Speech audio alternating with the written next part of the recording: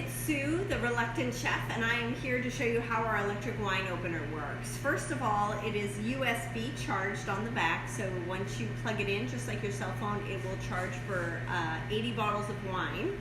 It can sit on the stand here, but your stand is your foil cutter. So you're just going to stick this on top of your bottle and squeeze it together, and it will pull off the foil right off the top. Oops, I gotta squeeze it. And then, oh, I'm going to push it all the way around. Hold on. There we go.